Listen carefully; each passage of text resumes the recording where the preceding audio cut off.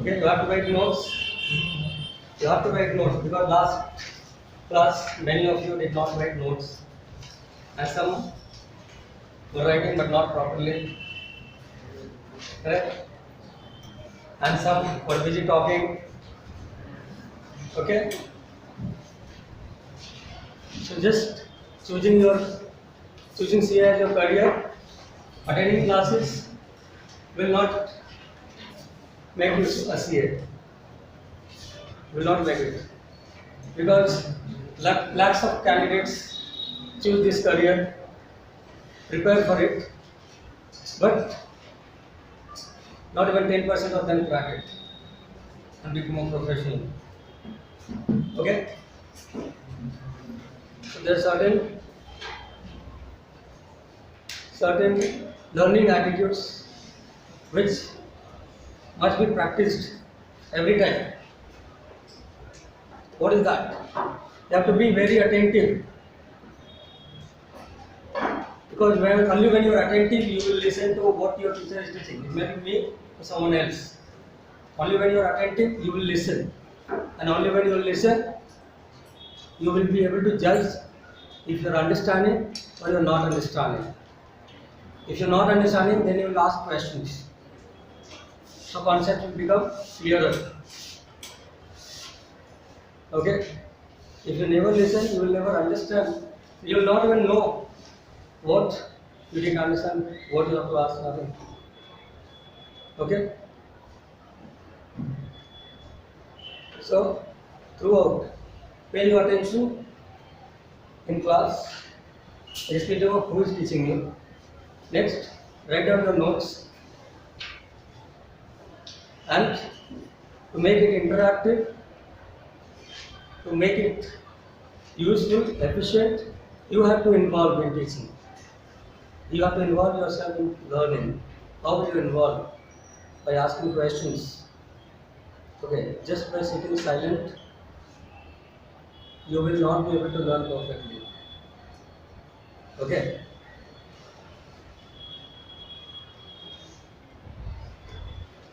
So I got a feedback that nobody liked or understood my class. Yeah, nobody. Okay? They just told me one thing, that nobody understood whatever you thought. I got this feedback. Okay? So maybe now you have two options. Either change your teacher for economics. Okay. Or change your way to learn. So as I said, many of you were busy talking during last class. Many of you were not noting down what I was giving. Many of you taking photos. Okay? So that is not the way to learn. And nobody is asking questions. Despite I am asking any doubt, any question, any clarifications, everybody said no. Okay? And you want me to be interactive. Like, see, I'm not feeling it bad. Okay? Because it is not necessary. I'm also a person, apart from teacher, I may make mistakes. Okay? First, I'm a human being to make mistakes like everyone else. Then I'm a teacher. So, I may not be able to explain some concept properly. So, there I am at fault. But when you are not adopting ways, right attitude to learn, like by not paying attention, by making yourself busy, talking to your benchmates, not writing down notes, when you are doing all this, so what do you think? Is that right attitude to learn? Yeah, everyone? So if I am at fault, not able to clarify your concepts, then you are equally at fault, no? Right? I accept my mistake. There is nothing wrong. We must accept our mistakes and try to rectify that. Try to improve ourselves. Then only we can grow, we can become successful. Okay, criticism is always welcome. Every successful person, they accept criticism and then they improve themselves. and average person, they become like, if you are my friend and you criticize me, from next time no friendship. And that is why lifetime will remain average. So we must be ready to accept our faults, mistakes, criticism. But not to stop that, improving ourselves on those mistakes. That is how we become successful. Okay? So I just have one request to everyone here, that 5 years later you all want to become professional CA. For that, apart from attending classes, we gave some seminars, you all got motivated. So that motivation works only for 1 week. Why you all got motivated? Okay, 5 lakh per month salary. Okay, big fortune, big cars, big bungalows. So listening to all that, you all got motivated and you decided to pursue this course. But that is not the end. Motivation will work just for 1 week. What will work for next 5 years is right attitude. You have to, as I said, be attentive in class, write down your notes, ask questions that you don't understand, and do regular revision. Okay? Practice consistently. Consistently. You practice 1 day and 1 month back, break? No. Every day learning one question or concept is better than learning 10 or 15 concepts once in a month. Because every day just one concept means 30 days, 30 concepts. And 1 year, 365. And that is how you go closer to success. Okay? So, you have to be consistent in your practice, in your learning. Okay, everyone? So, as I said, my request, please have right attitude, that is, be attentive, write down notes, ask questions that you won't understand. Okay, and at the end, if you all still don't understand, then all together you can ask the management or even sir to change, like to replace me with some other teacher. Because I teach you is not important. What is important that you all become CA, irrespective of from whom you are learning. Okay? Teaching, I have been teaching for many others previously. I'll be teaching others later. Okay? So that is just a source of income to me. What ultimately matters for you all is your success. So if I'm not able to do that, then I can be replaced with someone else. Not a problem. Okay? Fine. So we'll start. I wanted to give questions, MCQs today for whatever we have done, but since I had to select questions, so printing could not be done. I could not bring. So the next class we will have MCQs if I'm not replaced. Okay. Then we'll have MCQs on the chapter that we have finished. Okay. So before that, let me revise. I wanted to start with demand today. A short revision. We'll do economics. So meaning and definitions. Economics in simple manner. Economics is using your resources efficiently. Using your resources efficiently. Okay, what is efficiency? In economic management you have studied. Minimum spending, maximum profit. Correct. So for business it is about minimum investment, maximum profit. For consumer, minimum spending and maximum satisfaction. Maximum satisfaction. Okay. For government, minimum subsidies and maximum welfare to the people. Right. As a consumer, my objective is maximum satisfaction. As a businessman, your objective is maximum profit. As a government, objective is maximum social welfare. Maximum people of the country should be able to get basic necessity and attain welfare. Okay. So economics is very simple. We have four definitions. That is Robbins' scarcity definition, Adam Smith wealth definition, Alfred Marshall welfare definition, and then P.S. Anderson growth definition. We have four definitions. But to make it very simple, economics is using your resources efficiently. Why efficiently? Because resources are limited and wants are unlimited. So if I don't use resources efficiently, then most of my important wants will remain unsatisfied and unimportant wants we will waste our resources. If you don't use your money properly, you will end up, you will spend entire all your money for buying chocolates, for buying all unnecessary things, and not buying books or not attending food, clothing, shelter, all those needs. Right?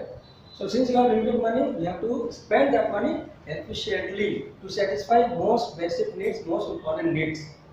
Clear? Okay? So meaning is very simple, and this is what throughout we have to remember, because every one of us is doing that only. As a consumer, spending my money to achieve maximum satisfaction. As a producer, spending my resources to achieve maximum profit, and as a government, maximum welfare. So economics is simple. Now definition, as I said, economics is a social science. So each one of us may define it in our own way. Like Leonard Robbins, he focused only on scarcity. That resources are scarce, resources are limited. He only focused on that. So they must be used efficiently. Then Adam Smith said economics is just about creating wealth. Because he saw all over people are exchanging goods and services in return for money. People are trying to create wealth. So yes, economics is about making money. So Adam Smith was right in his definition, but it did not highlight the other part of our life. It did not highlight how that money should be used. Right? So Adam Smith was not completely wrong. He was right in one aspect. That is economics about creating wealth. What he missed, that how people are using that wealth for their growth, for their welfare. So Alfred Marshall highlighted it in his definition. If it wasn't that, then growth definition. So none of these, Leonard Robbins, then Adam Smith and Alfred Marshall, they did not highlight the future part. What about future generation? How will they have the resources that we are using today? So even he was right in his aspect. Similarly, there may be many others defining economics in their own way. These four definitions are classical definitions, the most important definitions. So I explained these four. But each one of you may define economics your own way. Clear? Fine. Then talking about the important terms, like when we talk about economics, then main economic activities. Okay. In business, economic activities are in business studies. Economic activity is any activity that help us to earn money. So by working for someone, we get monthly salary. So that job is an economic activity. Then in business, we sell goods and services to customer and we earn money. So business is also an economic activity. Correct? Then by being a doctor or a lawyer or a chartered accountant, we solve the problem of our clients and get fee. So when profession is economic activity. But in business, in economics, it is more than that. In economics, what I said, economics is using resources efficiently to satisfy our wants. So in economics, economic activities are related to how we satisfy our wants. So we satisfy our wants through production, distribution and consumption. Production, distribution and consumption. Because now you all have so many goods, you have these bags. So there is a company to produce this. Correct? Notebook to write. Then you have mobile to talk. So you all are using so many goods and services in your life. You are studying here in KLE College. So KLE College is a producer. It is providing educational service. Right? So production is happening. On one side, production of goods and services is happening. Another side, distribution, that is exchange, buying and selling. And that is how we are able to exchange it and use it. Consumption means using it. Consumption means using it. So when we are using these goods, we are satisfying our wants. Suppose out of production, exchange and consumption, any one activity was not taking place in India. Will you all be able to satisfy your wants? Alright. To buy a pen or to buy a mobile, I cannot go to Gujarat or Tamil Nadu to buy it. Correct? Exchange should be there. So that just outside my house, I am able to get those goods and services to satisfy my wants. Correct? So, production, exchange, that is also called as distribution, and consumption. Production, distribution and consumption. These three are important economic activities in economics. Okay? So, where does economic activities take place? Where is production taking place? Consumption, exchange, all that is taking place maybe in a city like Bangalore, maybe in a state like Karnataka, or maybe in a country like India. Correct? So, that is called economy. An area, it can be a city or a state or a country. An area where economic activities take place, where production is happening, where distribution is happening and consumption is happening. An area where these three activities take place, that is an economy. That is an economy. Okay? So, in that sense, Bangalore is also an economy. Karnataka is also an economy. Similarly, Andhra, Telangana, Tamil Nadu, all the states are an economy. And all the cities in different states. But as a human being, we have limited life. And within that limited life, we can't study about production, exchange, consumption in each city, each village, each locality. Can we? Can we? No. That is why we never study, when we study about economy, we don't study about a city or a state, we study about a country. We will take overall figure of production, distribution, exchange, employment, income and so on in a country. Because as a human being, as I told you that we have limited life, so within that limited life, studying about each city, each village, each location, not possible. And that is why when we study about economy, examples, we study about examples like Indian economy, Japanese economy, Chinese economy, US economy. We are only studying about country. So are you all clear with the concept of economy? Then, now, using resources efficiently to satisfy our wants. So that creates a problem of choice. Problem of choice. Okay, I just have 100 rupees. So now option, either I buy notebook or I buy chocolates for my daughter. Okay, two things. So notebook I can postpone, not a problem, because after I go home my daughters will not leave me. Okay, so what I will do, for me that is more important, giving chocolates to my daughters. So I will spend my money for that. Okay, but as a student, notebook is more important for you. Clear? So here problem of choice, that is another concept in economics. Why does problem of choice arise?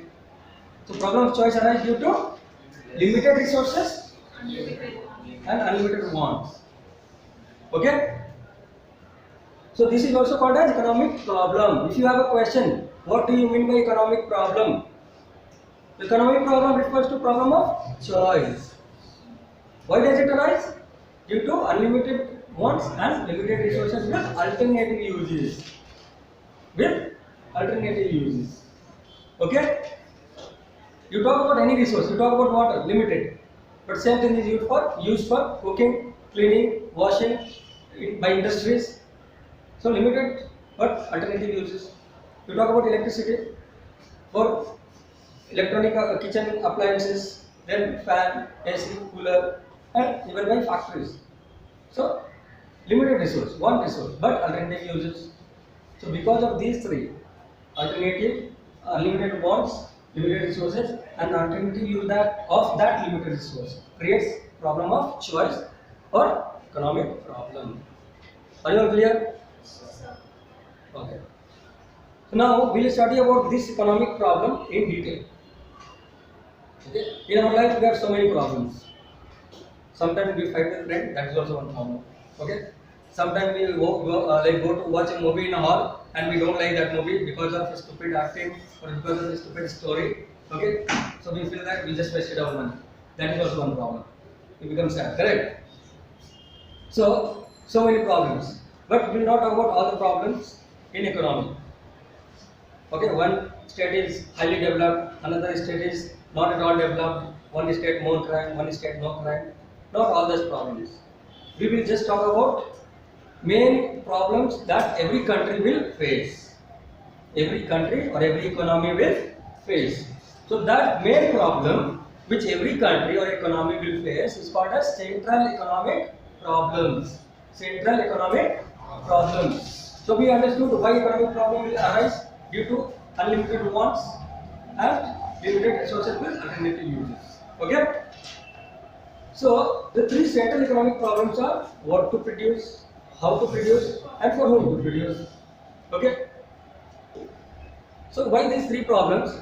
In a country, high illiteracy, like out of 100% population, 80% population is illiterate. Okay. So if one of you are like Prime Minister of that country, and you have a question, what to produce? So will you produce cinema halls or schools? Schools, right? Or only entertainment? No, no. Because problem is 80% population is illiterate. Okay? So what to produce? Schools. Okay? Next is how to produce. Now other country is technologically backward. Technologically backward. So it is not able to compete with America, Japan, China because those countries are technologically very advanced. Okay? So for that country what to produce? Answer is technology. Answer is technology. Now US, Russia and China, they have advanced technology. Russia and US, they are the most advanced country in the world from the time of World War. Okay. In fact, Russia was the first superpower. How US is superpower today, Russia was the first superpower of the world. Okay. Russia had the same status as US has today. So Russia was the first country, the most powerful country in economic terms and also in terms of technology. Like first person to go on space was from Russia. So why I am telling this? Because these countries have developed in every term, in economy, infrastructure, education, income, everything. So now for country like US and China, Russia, what to produce? So answer is, now they are only working on space technology. How to go on Mars, how to settle on this planet, how to settle. So for them, since they have developed in every area, they are the most advanced country in every term, per capita income. Per capita income is highest in US. Okay, average income. What we earn in 1 year, they earn in 1 month. Okay, so in every term they are developed. Now for them, what to produce? Question. Answer will be space technology. Okay. So depending on problem that an economy is facing, what to produce will be decided. What to produce will be decided. Okay. Now you all said you all will produce schools. Why? Because 80% population is illiterate. The next question is like what to produce under that? In what quantities? In what quantities? So suppose in like 80% population is about 1 crore.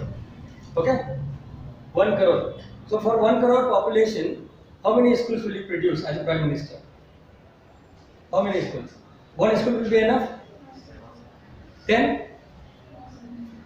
100? 100? One school should have 1 lakh students. Do you think that they can manage? No. So, what do you have to do? You have to increase the number, at least 500 schools. Correct? So, in what quantity? The first question, what to produce, deals with what product or service should be produced and in what quantities. Okay? Clear everyone? Sir. Then next, you have decided schools, as you all said, how to produce. So next thing is you don't use advanced machines like how these prestige builders are using, those cranes, those bulldozers and all, like so many construction equipments. Don't use them. Only manual level, higher 1000 level. So will that be a good idea? Because instead of 1 year, it will take 5 years. So that 80% population will increase by 90%, 100%. Correct? So how to produce? How to produce is about kind of technology or technique that you should use to produce the goods that you have decided. Okay? Technology to be used to produce the goods that you have decided in first problem. Okay? So it can be labor intensive or capital intensive. Labor intensive means using more labor, more manpower, then more technology. Okay? Technology is known as capital here. Okay? Now you live in India, and India has highest population in world after China. Okay? Second population. So this is labor surplus country. Means amount of manpower is more than amount of technology. So since India has abundance of labor due to high population, what will be good idea for companies in India to use labor intensive production, labor intensive technique. Okay? Because if all companies become capital intensive, then highest unemployment. Right? So if you have a question that a labor surplus country should use which of the following technique, MCQ, labor intensive, capital intensive, both A and B, none. So what will be your answer? Yeah. Similarly, countries like US and Russia, so they are highly advanced in technology. So economy with an economy which has abundance of capital, that is advanced technology. Which one? Which technology will they follow, or which technique of production will they adopt? Capital intensive. Clear? So how to produce? The next thing. Under this, we decide about which technique of production should be used for producing goods that you have decided. Okay? Then next is for whom to produce. For whom to produce. So if government is taking decision, the next thing we will come. As a producer, as a businessman or businesswoman, you are running your business.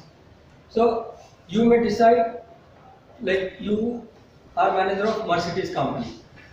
So obviously you will clear, you have a clear picture that I will produce cars only for super rich people.